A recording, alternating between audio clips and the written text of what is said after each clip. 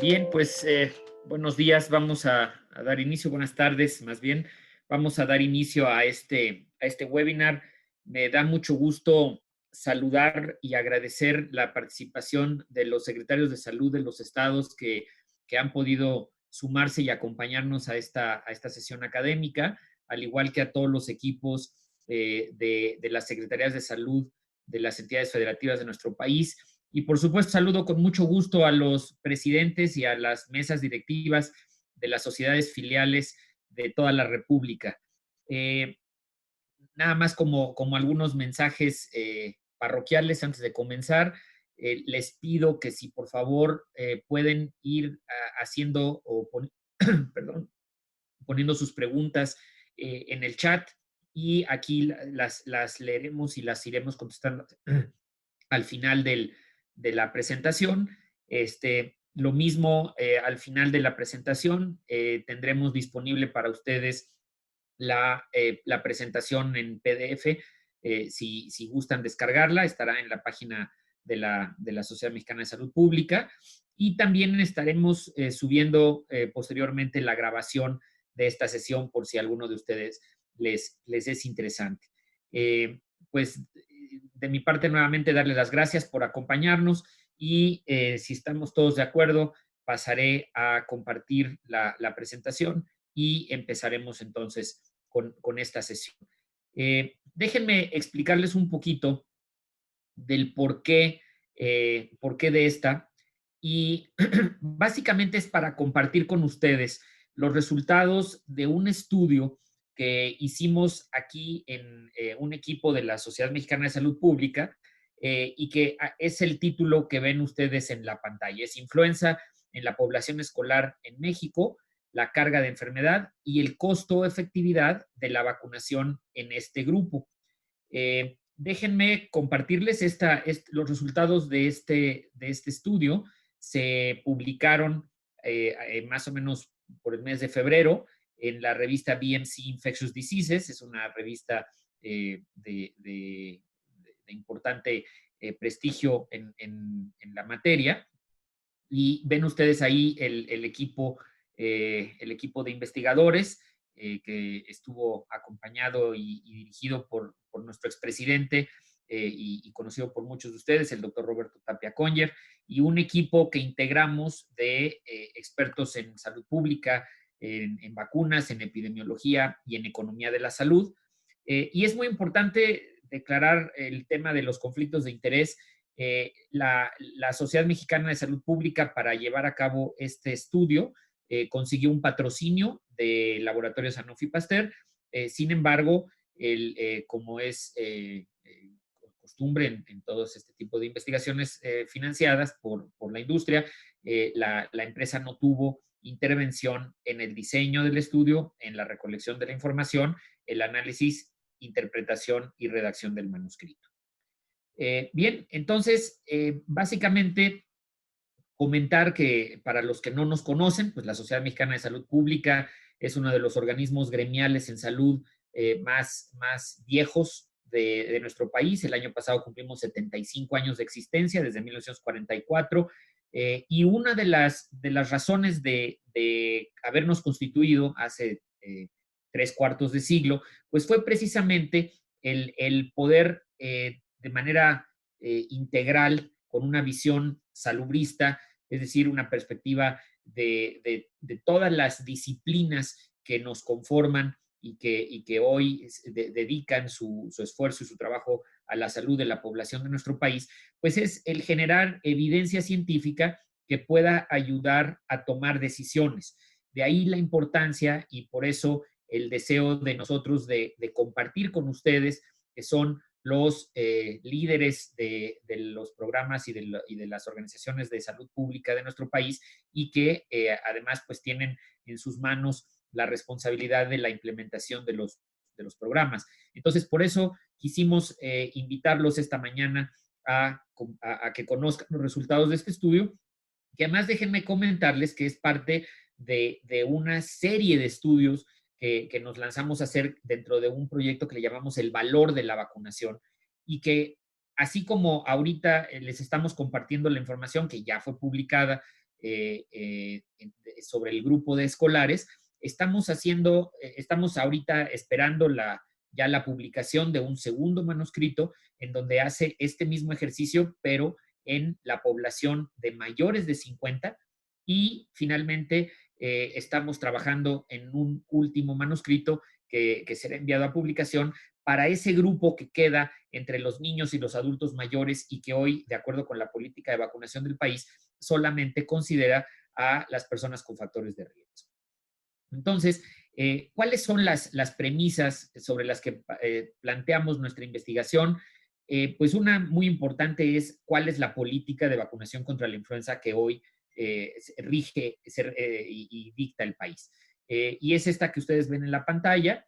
Muy importante mencionar, además que ahorita es relevante porque estamos acercándonos al inicio de la temporada de influenza 2020-2021 y vemos que desde la pandemia de H1N1 en el 2009 no hemos tenido una modificación al esquema de vacunación contra la influenza en el país. Cabe señalar que la recomendación internacional es que la vacuna de influenza se debe de aplicar para todas las personas mayores a 6 meses de edad cada año. Sin embargo, por cuestiones de logística, de presupuestales, programáticas, los grupos que hoy se vacunan en México de manera universal son los que ustedes ven en los extremos en rojo, que son los niños de 6 a 59 meses de edad y los adultos de 60 años y más. Y para la población, que ya adelantaba yo, entre los 5 años y los 59, solamente se vacuna a la población con factores de riesgo. ¿Quiénes son estos? Diabéticos, hipertensos, cardiópatas, neumópatas, inmunópatas, algunas otras enfermedades crónicas como el cáncer o las hepatopatías, y también, por supuesto, de manera muy relevante, aunque con poco éxito en algunas ocasiones, el personal de salud y las mujeres embarazadas. Entonces, la justificación que hay detrás de todo esto es el que hay una ventana de oportunidad que nosotros vemos en ese esquema para mejorar la forma en la que hoy se aplica la vacunación. Entonces, podemos ver en los grupos que hoy están indicados para vacunarse, tenemos a los menores de 5 años y en general, en promedio de los últimos años, la cobertura de vacunación en este grupo es de una tercera parte. En el grupo de 60 y más, que es el otro extremo también con cobertura universal o con vacunación universal, igual la cobertura está alrededor del 34%. Para los grupos intermedios con factores de riesgo, tenemos algunos ejemplos, información que aquí les presentamos que surge de la Encuesta Nacional de Salud y Nutrición, la ENSANUD 2018, y vemos cómo en el grupo de 5 a 19 años, las personas con asma o los niños y adolescentes asmáticos solamente tienen una cobertura del 27.4%. Y en los adultos, personas de 20 a 59 años con diabetes, hipertensión no controlada, obesidad mórbida, etcétera, vemos que las coberturas están igual, alrededor del 30%, y aún peor en el embarazo, que sabemos que el embarazo es una condición que incrementa el riesgo de complicaciones por influenza, la cobertura no llega al 10%. Entonces, esto es muy delicado porque no nada más es tener una política, sino hay que instrumentar esa política y vemos que no hemos sido exitosos a lo largo de los años en tener buenas coberturas de vacunación contra la influenza. Ya entrando a nuestro grupo de interés, en este caso decíamos la población escolar, recordamos son niños de 5 a 11 años de edad, ya no son parte de la vacunación universal y sin embargo son un grupo de interés importante desde la perspectiva de la epidemiología de la influenza. ¿Por qué?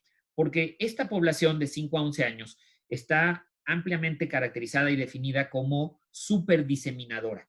En inglés el término es super spreader y esto lo que significa es que debido a que los niños por su vida social, su vida escolar, van a la escuela, entonces interactúan con gente en el transporte, llegan a la escuela, interactúan con maestros, con supervisores, con personal de intendencia, entre ellos mismos, recordar que los niños son como pequeñas moléculas que están constantemente entrando en contacto unos con otros. Después en su casa tienen el contacto con sus padres y hermanos. Muchos de estos niños son cuidados por adultos mayores altamente susceptibles de complicaciones por influenza. Entonces, vemos cómo el niño, aparte de que en general tiene una inmunidad menor contra la influenza, que el periodo de contagiosidad, que habitualmente es de 24 a 48 horas antes del inicio de los síntomas hasta 7 días después en una persona adulta, en los niños el periodo se puede extender hasta 14 días. Entonces, menos inmunidad, mayor periodo de contagiosidad y todo este contacto e interacción con personas hace precisamente en que mucha de la fuente que genera los brotes de influenza en otros grupos de edad viene precisamente de los niños de edad escolar. Por otra parte, dentro de las buenas noticias, hablando de la población escolar, es que son un grupo que es relativamente cautivo por el hecho de estar en la escuela y por lo tanto, como hoy se hace, por ejemplo, con la vacuna del virus del papiloma humano, es posible organizar campañas de vacunación que nos ayudan al tenerlos, digamos, a la mano para poderles aplicar las vacunas. Es más sencillo, es menos logística y permite alcanzar altas coberturas más fácilmente que en la comunidad o esperando en las unidades de salud a que la población llegue a vacunarse. Entonces, si aprovechamos esta oportunidad de la vacunación en la escuela, la lógica nos diría que con esto ayudaríamos a generar la inmunidad de rebaño, un concepto que hoy tendemos a llamarle ya inmunidad comunitaria. Hay quienes no nos gusta que parezcamos borregos, ¿no? Entonces, inmunidad comunitaria, antes también conocida como inmunidad de rebaño. Entonces, recordemos este concepto, lo que significa es, si yo vacuno a una cierta proporción de mi población con altas coberturas, pues entonces voy a tener la oportunidad de que funcionen como una especie de escudo para otros grupos de edad. Al haber menos personas susceptibles en la comunidad, entonces es menos probable que se generen brotes. Y de esa manera, entonces, proteger a aquellos que por algún motivo o razón no se pueden vacunar contra la influenza en este caso particular. Entonces, lo que decidimos estudiar es precisamente estimar cuáles serían los beneficios en salud, en primer lugar, y los beneficios económicos de ampliar el esquema de vacunación que hoy existe y ampliar la cobertura de vacunación que hoy tenemos en niños de 6 a 59 meses, llevarla a la cobertura de 5 a 11 años. Entonces, la idea era hacer un modelo que nos permitiera ver cómo se comporta una temporada estacional típica de influenza y ver cuál sería el impacto de esta nueva estrategia. ¿Qué fue lo que hicimos? Pues primero fue obtener información oficial.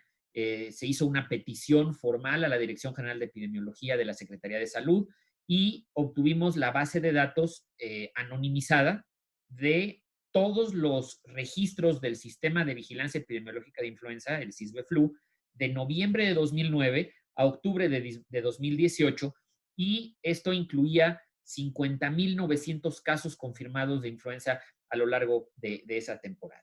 Y por otra parte, pues tuvimos acceso a la información pública del Sistema Automatizado de Egresos Hospitalarios, el SAE, de la Dirección General de Información en Salud, igual el SED, del Sistema Epidemiológico y Estadístico de Funciones. Ven ustedes ahí, cambian un poco los periodos porque es la información que estaba disponible, y ven ustedes los casos que encontramos: 814 egresos hospitalarios por influenza en ese periodo, 3.717 defunciones en ese periodo, y nos apoyamos también con las proyecciones poblacionales del CONAPO, y vamos a hablar un poquito más adelante, utilizamos tasas de incidencia de los Centros para el Control y Prevención de Enfermedades de los Estados Unidos, el CDC. Bien, ¿y cómo construimos nuestro modelo? Bueno, la idea fue construir un modelo de árbol de decisiones, de cómo ocurre habitualmente la atención a las personas con influenza, y fuimos creando escenarios a partir de esto. Entonces, lo primero, pues sabemos que hay pacientes con influenza que son asintomáticos. Estos no los sabemos, no los podemos detectar, no llegan a las unidades de salud, entonces quedan descartados en este caso, al no estar por obvias razones en el SISBE-FLU o en las otras bases de datos. Entonces, tenemos al grupo de pacientes con influenza sintomáticos y tenemos dos opciones. Los que no acuden a atención médica, y esos igualmente los perdemos, son un escenario cero y no los tomamos en cuenta para el estudio, pero tenemos a toda la fracción de población que sí acude a atención médica. Y de estos tenemos entonces dos tipos, los que van a consulta externa o ya sea en unidades hospitalarias o en unidades de primer nivel, o los que llegan a hospitales generalmente vía urgencias. En el caso de los que llegan por consulta externa, pues hay dos opciones, los que se descartan y los que se confirman. Y en el caso de los confirmados hay, y aquí viene nuestro primer escenario, la atención ambulatoria, casos de influenza confirmados que se manejan de manera ambulatoria, o los que por el estado de gravedad o el riesgo de complicaciones son referidos a un hospital, y ahí tenemos nuestro segundo y tercer escenario, los que se refieren al hospital y son dados de alta, o los que desafortunadamente fallecen. Los que llegan a vía hospitalaria, igual hay los que se descartan por no haber sido casos de influenza y los que se confirman. Recordar que la confirmación es por laboratorio. En este caso, igualmente hay personas que se pueden haber confirmado, pero que después de una estancia en urgencias se manejan de manera ambulatoria, escenario 4, y los escenarios 5, 6 y 7, que son de aquellas personas que se tuvieron que hospitalizar, y estos se dividen en tres. Casos no graves, pero que se mantienen hospitalizados en observación, casos graves y los que terminan desafortunadamente en una defunción. Ya teniendo esos 7 escenarios, entonces lo que teníamos que ver era cuánto cuesta cada uno de ellos. Y entonces hicimos esta tabla de contingencia en el que vimos cómo eh, están, por supuesto, sin atención, ¿no? El escenario cero, pero luego los 7 escenarios que sí reciben atención, eh, que tienen diferentes elementos y costos asociados tanto a las pruebas diagnósticas que se les aplican, como a los costos directos de consulta externa, consulta general, de especialidades, los antivirales que reciben, los medicamentos sintomáticos que reciben, los estudios de laboratorio y gabinete, y en el caso de los que llegan a tener complicaciones bacterianas por neumonía principalmente, pues los antibióticos que reciben, y finalmente los días de hospitalización promedio que cada escenario incurre. Y también consideramos costos indirectos como los días de incapacidad y la mortalidad prematura en el caso de los dos escenarios de defunción, que todo esto pues fue llevado a un valor monetario. Hablaba yo de que tomamos en cuenta las tasas de incidencia publicadas por el CDC. ¿Por qué? Bueno, en primer lugar, tenemos que recordar que en México no tenemos un sistema de vigilancia de influenza que nos permita hacer una estimación de incidencia. ¿Por qué? Porque tenemos un sistema centinela de vigilancia epidemiológica y entonces tiene ciertas características que voy a describir.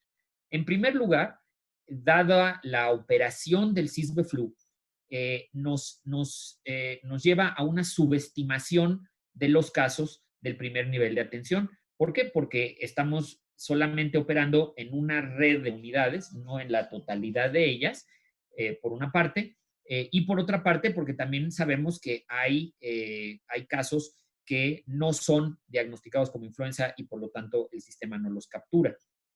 Por otra parte, el propio diseño de las unidades de salud monitoras de influenza hacen que no tenga una representatividad poblacional. No es parte del diseño que se creó dentro de la metodología del CISBE-FLU y por lo tanto no tenemos el denominador como para poder entonces hacer el cálculo de la incidencia. Entonces, lo que estuvimos estudiando fue ver los patrones epidemiológicos de Estados Unidos y de México, que son similares. La circulación viral ha sido prácticamente la misma a lo largo de los años estudiados y además hay mucha interacción entre personas a lo largo de la frontera, entonces podemos asumir con ciertas limitaciones, por supuesto, que las tasas de incidencia serían similares en ambos países, claro, utilizando el método de estandarización indirecta de tasas para poder hacer las estimaciones de las tasas de incidencia por grupo de edad en nuestro país. Y es así como, entonces, estas son las tasas del CDC por grupo de edad y veíamos que eran parecidas a lo que veíamos nosotros también en lo agrupado, dado que no podíamos ver las incidencias o lo que está publicado en algunas fuentes de nuestro país. Entonces, teniendo las incidencias y teniendo los costos unitarios de estos elementos que ya hablábamos y que asignamos a cada uno de los escenarios, establecimos lo que costaría una consulta de especialidad, una consulta general, etcétera. Ya habíamos repasado estos insumos. Y también hay que tomar en cuenta para el estudio econométrico el costo de la vacunación. Entonces, aquí es bien importante mencionar hasta 2018, que fue el periodo que se estudió, la vacuna que se aplicaba fundamentalmente en el país era la vacuna trivalente. Este es el costo promedio, más los costos de aplicación, almacenamiento y transporte, que también se tomaron en cuenta con base en la publicación de Gutiérrez y Bertossi. Y entonces, ahora también considerar una serie de escenarios, considerando tanto la cobertura de la vacunación como la efectividad de la misma. Sabemos que ya veíamos conservadoramente, y es lo que es muy apegado a la realidad, la cobertura de vacunación contra la influenza en el país anda alrededor del 30% de los grupos blanco. Y entonces teníamos un escenario intermedio de 50% de cobertura y con un extremo conservador en 30%, un escenario optimista en el 70%, y la efectividad también tomado con base en lo publicado para cada temporada, en donde nuestro escenario base igual hablaba de una efectividad de la vacuna del 50%, y en el escenario conservador lo llevamos al mínimo que fue reportado en este periodo, que fue una eficacia del 19%, y un escenario optimista que ha sido el mejor desempeño en este periodo de estudio, que fue del 68%. Y además tomamos en cuenta, con base en la publicación que ven ustedes en la pantalla, la estimación del efecto rebaño que implica vacunar a la población en edad escolar. Y aquí hay dos direcciones de este efecto rebaño. Por un lado, la vacunación en la población de ese grupo propiamente, del grupo de edad escolar, que no fue vacunada, pero que se beneficia de la vacunación de sus pares. Y por otro lado, el efecto rebaño en los otros grupos de edad, principalmente los grupos de edad mayores. Y entonces, bueno, ¿qué fueron los resultados que encontramos? Entonces, empecemos por la caracterización de la influenza estacional en México. Aquí ven ustedes, estas son todas las temporadas analizadas desde la 2009-2010 hasta la 2017-2018. Y ven ustedes que en general tenemos, por supuesto, el pico alrededor de las semanas 52-53 del año previo, y más o menos llegamos hasta las semanas 14-15 del año siguiente. Sin embargo, vemos que además hemos tenido estas 4 temporadas muy significativas, la 11-12, la 13-14, la 15-16 y la 16 y 17, que tuvimos estos grandes picos con alta morbilidad. Y esto, insisto, son los datos directamente extraídos de CISBEFLU. Llama la atención, y vean ustedes, aunque de magnitud mucho menor a los picos de las semanas álgidas de la epidemia anual, que entre los meses de julio, agosto y septiembre tenemos estos picos menores, pero no por ello menos significativos, y que tienden a ser asociados con la circulación de virus B.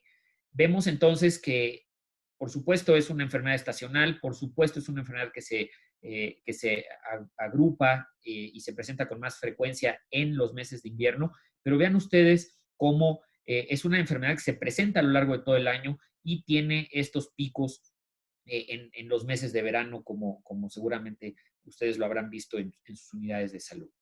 Y aquí vemos, por ejemplo, cómo la diferencia en la circulación viral, tenemos las barras azules, es la influenza tipo A, la línea roja es la influenza tipo B, y ven ustedes precisamente cómo están desfasadas en el tiempo, ¿no? La influenza A se presenta más hacia el principio del invierno y tiene una caída hacia el mes de abril y ya queda más o menos abajo, teniendo estos repuntes hacia el principio de septiembre.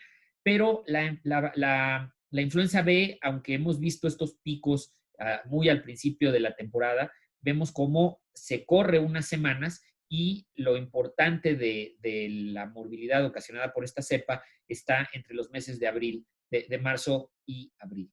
Entonces ahí vemos cómo también, por eso es importante la vigilancia de la circulación viral, porque el comportamiento en la población también es distinto. Y aquí tenemos las defunciones. Ven ustedes, obviamente tiene lógica, se presentan más defunciones en las temporadas estas importantes que ya veíamos. Sin embargo, si me permiten regresar, vamos a ver cómo el comportamiento de la morbilidad y la letalidad no necesariamente son los mismos.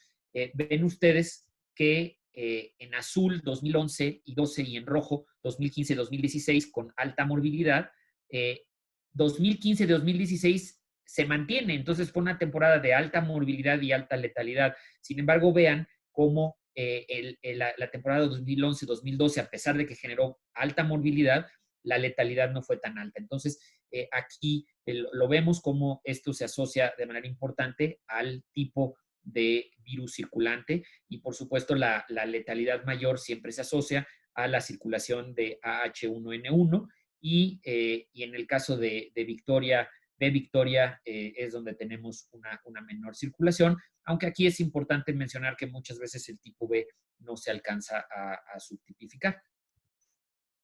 Bien, entonces, con ese comportamiento y asumiendo que vacunamos a los niños de 5 a 11 años, ¿cuáles podrían ser los beneficios a la salud por este cambio en la política?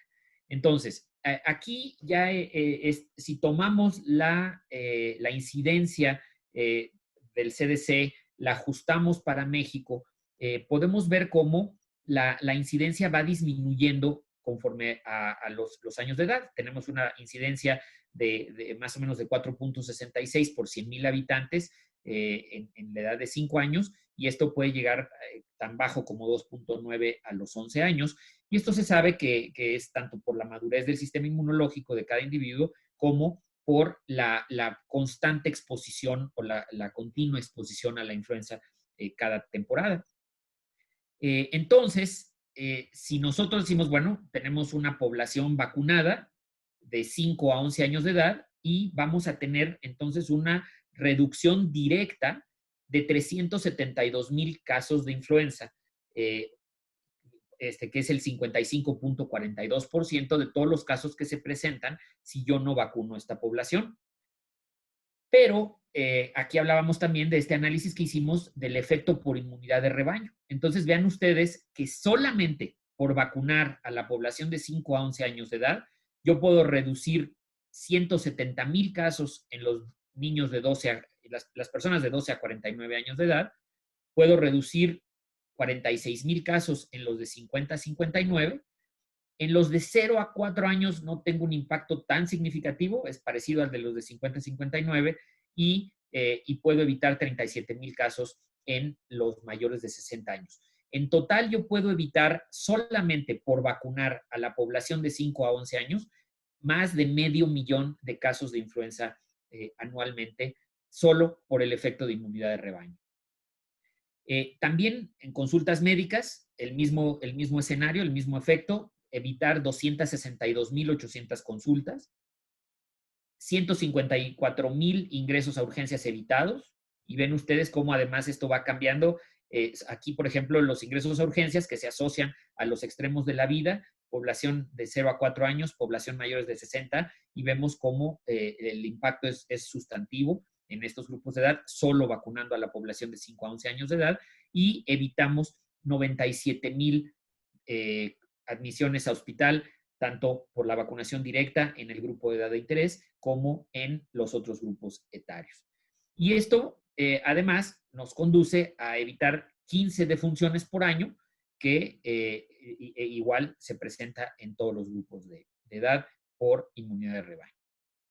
Ahora, esto, por supuesto, y ya se pueden imaginar hacia dónde vamos con los beneficios económicos, porque aquí está lo que cuesta el vacunar a nuestra población, perdón, lo que cuesta no vacunar a la población y por lo tanto tenerla que atender en las unidades de salud, Y esto es tomando el escenario intermedio, que recordarán, hablábamos de que es un escenario de una cobertura del 50% de la población con una vacuna que es 50% eficaz.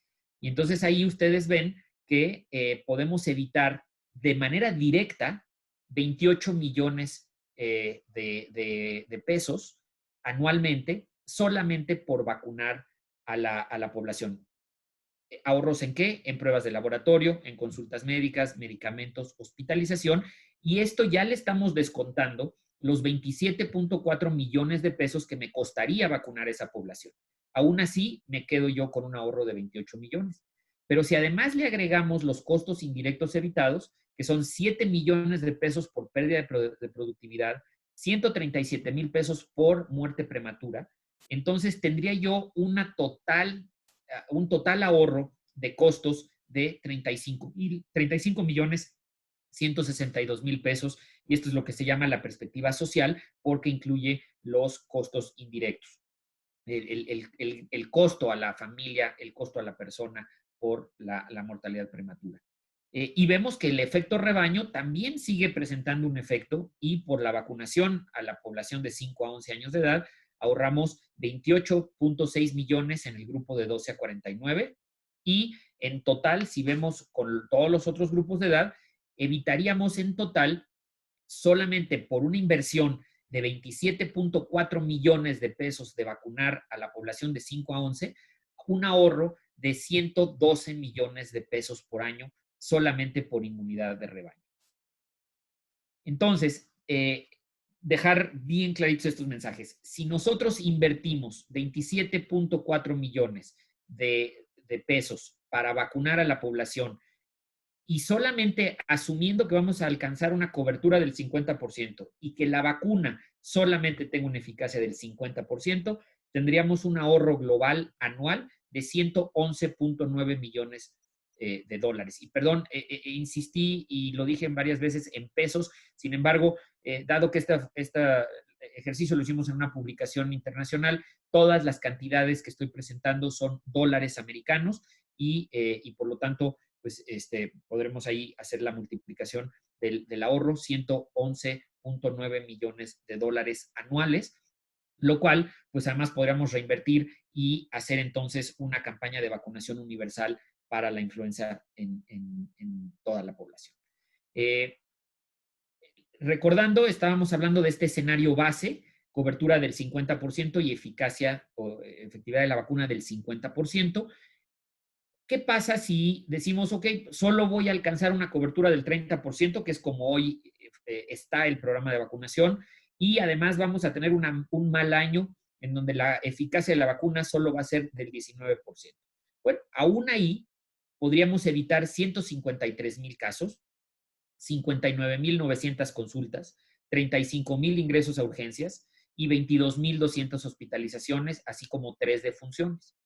Si esto lo llevamos a un escenario optimista, y definitivamente estamos de acuerdo que en nuestro país no tenemos por qué no poderle apuntar a coberturas de vacunación al menos del 70%, y además, bueno, esto no depende de nosotros, pero vamos a pensar que es un buen año en donde el match entre la cepa y la vacuna es muy bueno y tenemos una eficacia del 68%, pues entonces ahí podríamos duplicar nuestra ganancia, evitar 1.2 millones de casos de influenza, 500,000 consultas, 293,000 ingresos a urgencias, 185,000 hospitalizaciones y 28 defunciones. Y entonces, aquí lo podemos ver de manera muy gráfica, cómo el ahorro, decíamos, era de 112, 114 millones de dólares por la vacunación del grupo de interés, que es el amarillo, el de 5 a 11 años, pero ya con este análisis de sensibilidad, el análisis de los escenarios que les presentamos aquí, podemos tener un ahorro tan bajo, entre comillas, de 15.3 millones de dólares, que estamos hablando algo así como 300 millones de pesos, o un escenario incluso optimista que podría ser del orden de los 227 millones de dólares, lo cual pues ya es una cantidad muy, muy relevante. ¿Cuáles son entonces, para concluir, las implicaciones de política pública que nosotros queremos poner a su consideración y que, por supuesto, está abierto a la discusión.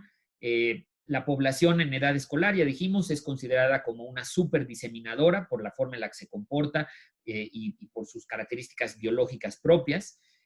La vacunación en este grupo, ya vimos, tiene un impacto altamente positivo al generar la inmunidad de rebaño, lo que nos permite proteger a otros grupos con menores coberturas.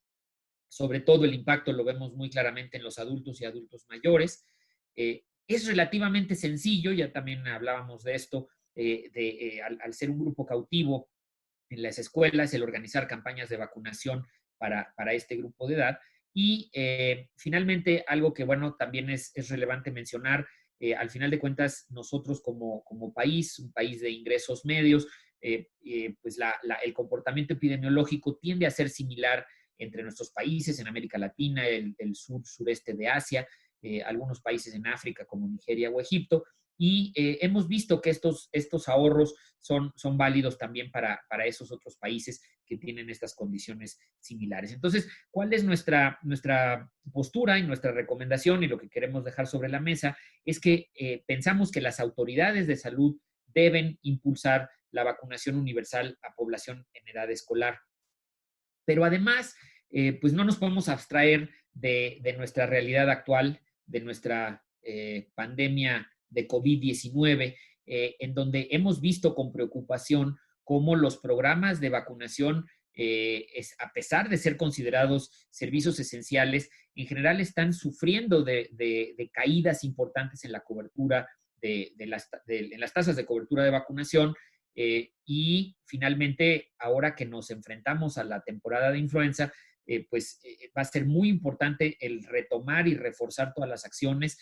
Queremos evitar la saturación de los servicios de salud por influenza, cuando además prevemos que pudiéramos estar teniendo un repunte importante de casos de COVID hacia los meses del invierno. Entonces, por lo tanto, será muy importante que este año más que otros insistamos en la importancia de la vacunación, sobre todo también en los grupos vulnerables, que aunque hemos visto en la experiencia del hemisferio sur, no ha habido un incremento en la gravedad y en la letalidad de la influenza asociada al COVID-19, pero al final de cuentas, pues sabemos que son población vulnerable, que si de por sí ya está expuesto al COVID-19, no hay una forma de prevenir esto más que con las medidas de cubrebocas, higiene y distancia, pues sí aprovechar el que sí hay una vacuna contra la influenza y que se vacunen contra ella.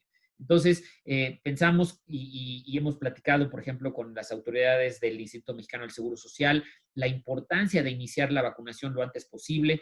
Esto, por supuesto, depende de que la vacuna llegue al país, de que COFEPRIS la libere. Esto siempre es una especie de volado, pero como ya decíamos, es reducir el riesgo de coinfección de influenza, el reducir el riesgo de cuadros graves que pudieran confundirse entre las dos enfermedades y el disminuir la carga de enfermedades infecciosas, sobre todo en la población en riesgo. De esa manera que, pues, les agradezco muchísimo estos minutos de su atención. Espero que esto sea de interés. Insisto, la presentación estará disponible para ustedes en las páginas y redes sociales de la Sociedad Mexicana de Salud Pública, como también está disponible el artículo. Y por supuesto, pues en este momento estamos abiertos a sus preguntas y comentarios, que les pido si lo pueden hacer a través del chat, y les pediré aquí a mis compañeros de la sociedad si nos pueden ir transmitiendo las preguntas, y comentar que también me acompañan la doctora Mirna Alfaro y el licenciado Rodrigo Saucedo, coautores de este estudio. La doctora Alfaro es epidemióloga y el licenciado Saucedo es economista con mucha experiencia en economía de la salud, y pues estamos, insisto, a sus órdenes para cualquier pregunta, comentario y por supuesto cualquier discusión hacia adelante en donde la Sociedad Mexicana de Salud Pública y nuestras 32 filiales podemos apoyar en este proceso de impulsar un cambio a la política pública de vacunación contra la influenza. Muchas gracias.